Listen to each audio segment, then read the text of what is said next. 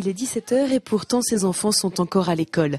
Mais pas question de rabâcher la leçon du jour. Ici, on accompagne l'enfant face à ses devoirs pour qu'il devienne autonome, qu'il s'organise et qu'il acquiert une certaine méthodologie. Ici, l'enfant a un temps pour lui. Au moins un soir par semaine, il bénéficie d'un temps hors de la famille où il peut se poser avec un bénévole pour travailler.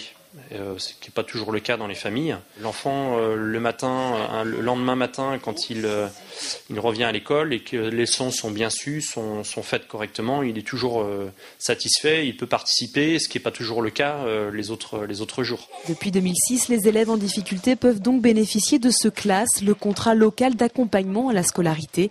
Une fois par semaine, durant 1h30, des bénévoles viennent accompagner les enfants du CP au CM2. Ici, l'école compte 200 petits, 35 bénéficient de cette aide, une aide qui se veut provisoire et évolutive. Le but du jeu, c'est qu'en fait, l'enfant acquiert cette autonomie, mais il faut que le parent soit partie prenante du projet pour prendre la suite, parce que l'objectif, c'est pas qu'il reste là pendant toute sa scolarité, c'est qu'il soit pris en charge après par les parents.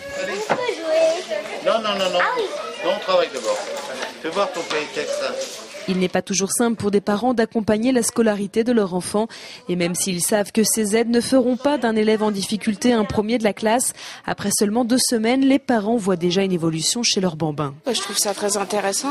Ça les fait évoluer, ça les fait progresser. C'est vrai que l'enfant est plus attentif. Ma grande fille, ça fait 3 ans qu'elle y va, c'est la 3e année. Donc c'est pour ça maintenant il y a son petit frère, donc je le mets avec et oui, il y a une grosse progression. Oui.